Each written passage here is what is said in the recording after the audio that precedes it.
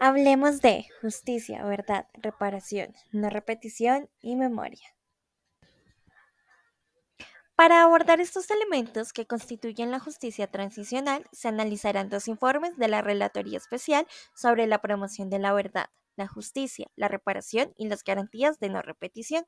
Para ello, en un primer momento se definirán brevemente estos elementos y posteriormente la forma en la que se evidencia en dichos informes y su relevancia. Justicia. Es la obligación del Estado de investigar, sancionar y enjuiciar aquellos hechos que dieron paso a grandes violaciones de derechos humanos.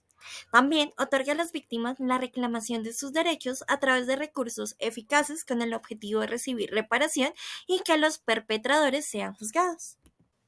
Verdad. Consiste en la garantía que cuenta la víctima en cuanto al acceso al conocimiento de los hechos, las motivaciones de estos, el estado en el que se encuentran las investigaciones y el reconocimiento de sus afectaciones multidimensionales. A su vez, en la verdad, el Estado tiene el deber de no olvidar y construir memoria. Reparación. Es la compensación que recibe la víctima por todos los actos sufridos. Según Ardila, no solo debe restablecer la situación previa al suceso de vulneración de derecho, sino que ésta debe abordar los daños en el momento del crimen hasta la actualidad. No repetición. Son las normas, reformas y soluciones que se debe dar a nivel institucional con el fin de lograr que las vulneraciones ocurridas no vuelvan a suceder. Memoria.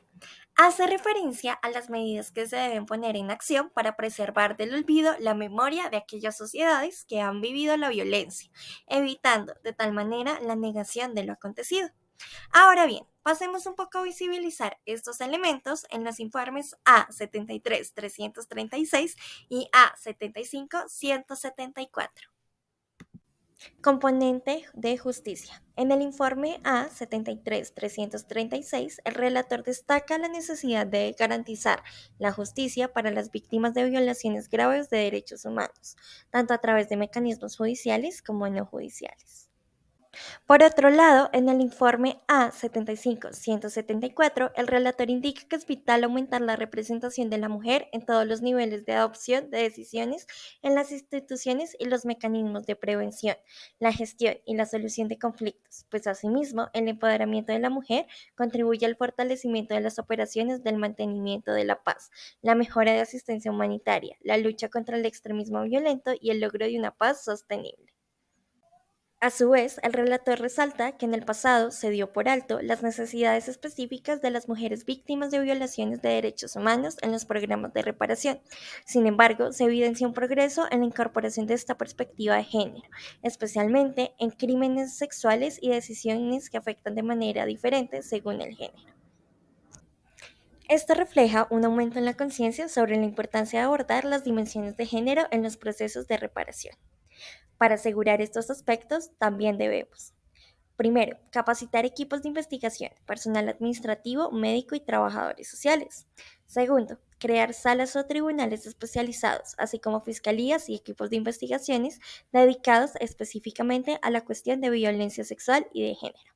Tercero, crear programas especiales en el que se dé una cobertura eficiente y ofrecer protección con perspectiva de género.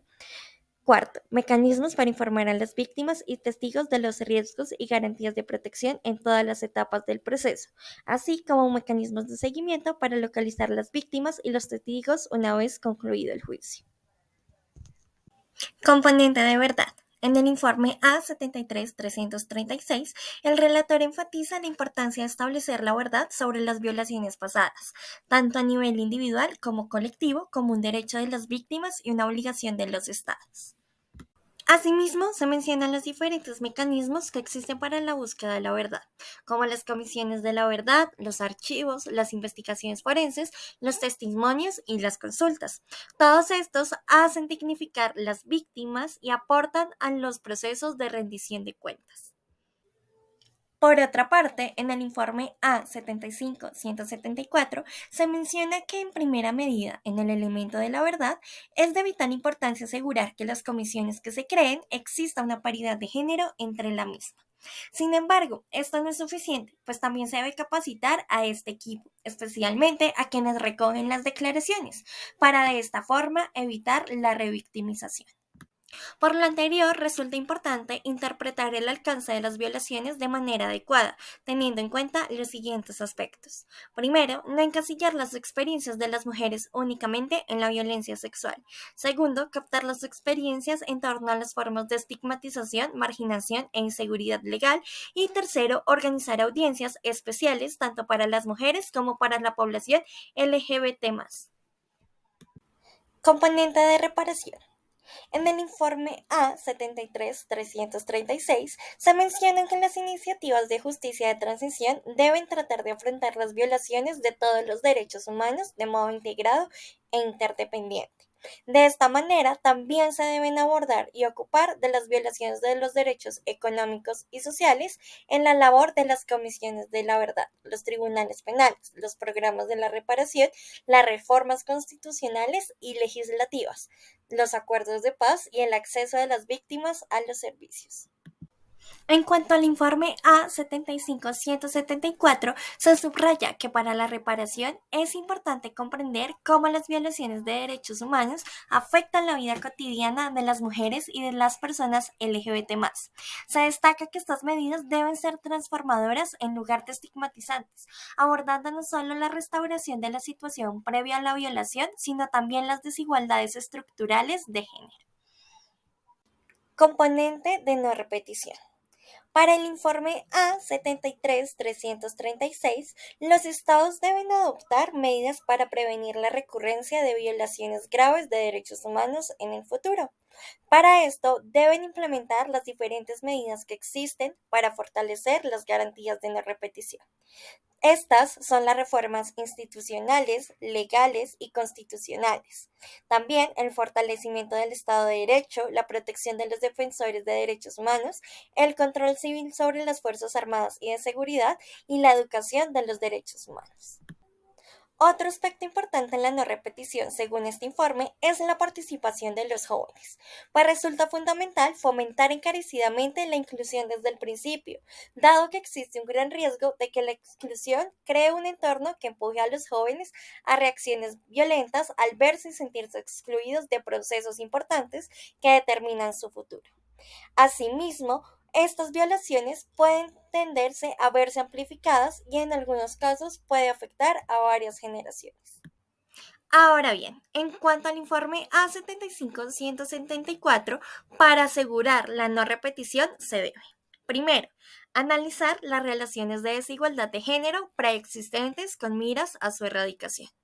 Segundo, revisar exhaustivamente las disposiciones normativas, identificando y modificando las disposiciones discriminatorias hacia las mujeres y las personas lesbianas, gays, bisexuales y transgénero.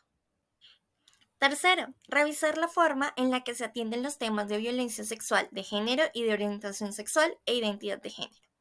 Cuarto, adoptar reformas que despenalicen la homosexualidad o que tipifiquen como delito todas las formas de violencia sexual y de género.